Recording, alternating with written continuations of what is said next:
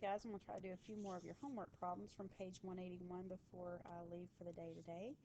And hopefully you can get them worked on this weekend. We're still on page 181. This is homework number 3 for test number 3. Homework number 3. I left off on problem 35 the other day, so I want to do 40 now. In problem 40, they give me two sets of points. Line 1 contains the points -2, -1, and 1, 5.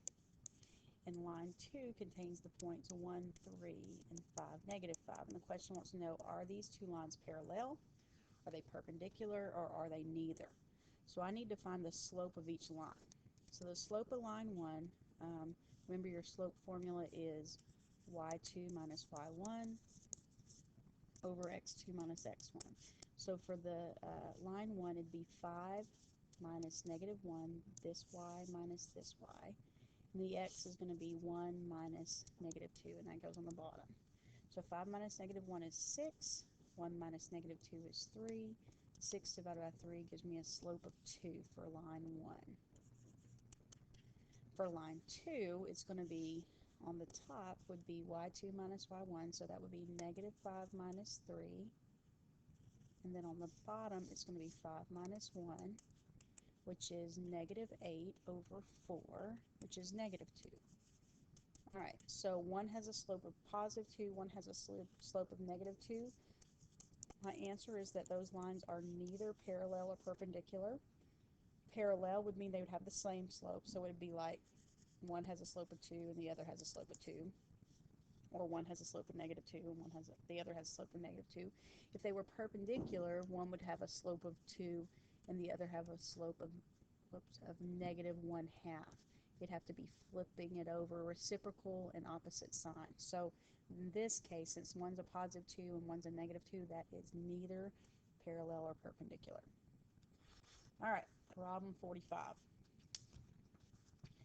Problem 45, I think I worked in most classes today, but there is a set of a picture that shows the cost of a share from AutoZone, and it goes up sort of over years, and the years go from 1 to 11, with 1 standing for 1991 and so forth. So 11 would be 2001. And then here on the sides, it has the earnings per share, how much the people earn per share, and it starts with 50 cents and $1, and it goes on up. Question A asks, where would be the greatest, what years showed the greatest increase? And if you look at the graph, it's kind of hard to tell whether it's between 99 and 2000 or 2000 and 2001, but I think we seem to agree that it was between 2000 and 2001 was the steepest line. And the least increase was between 1 and 2, which would be between 1991 and 1992. Part B asks you to actually find the slope of the line from 1991, which would be this point, to 2011, which would be this point. So they give us these points, and they want us to find the slope, so it's going to be y2 minus y1 over x2 minus x1.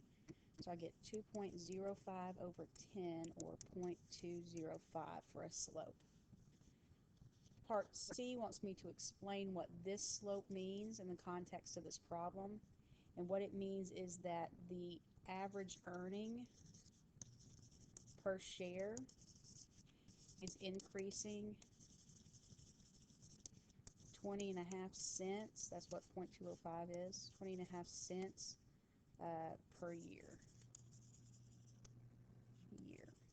And that's what it means for that particular problem. All right, problem 50. Problem 50, I have something that is valued at $156. That doesn't look like $156. That color sign's messed up. $156.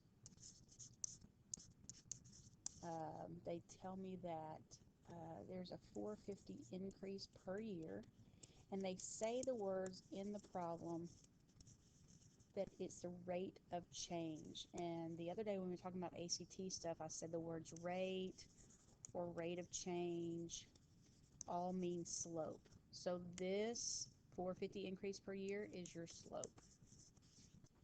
156 is when t equals 3. After 3 years, this is the value.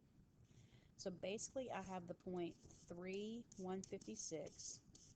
After 3 years, it's worth $156, and I know that the slope is 450.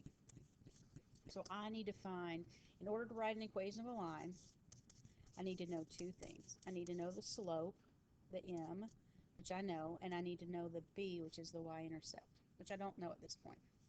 But what I do know is I know a point on the line, that at 3, the y is 156. So what I'm going to do is I'm going to erase that. I'm going to put 156 for y. I don't know why that keeps moving around like that. I'm going to put 156 for y. I'm going to put 450 for m, 3 for x, and I'm going to find b.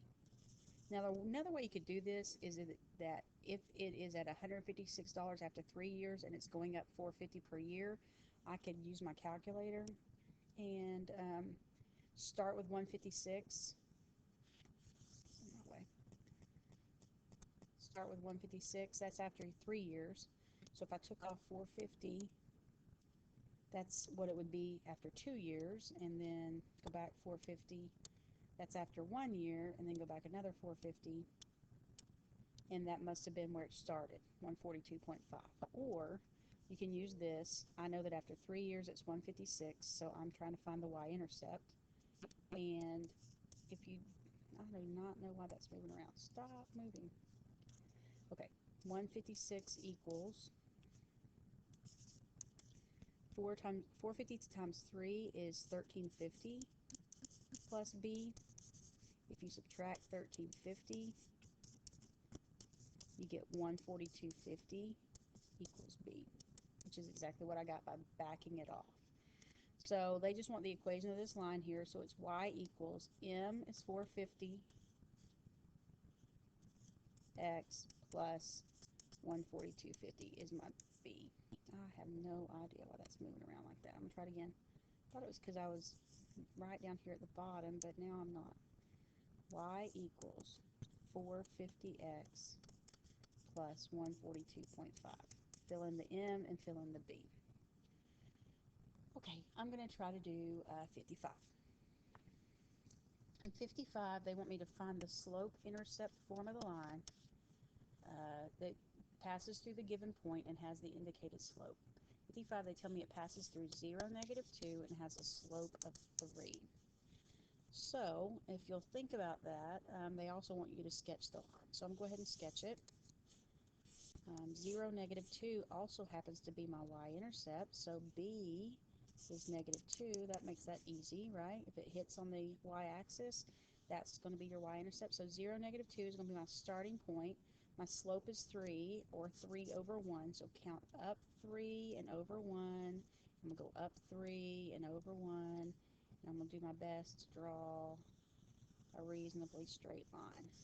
You're welcome to get some graph paper from me if you don't have any, so that you can draw real straight lines. The equation of this line is y equals 3x minus 2. All I need is my slope, which they gave me, and my y-intercept, which they also gave me. All right, number 60.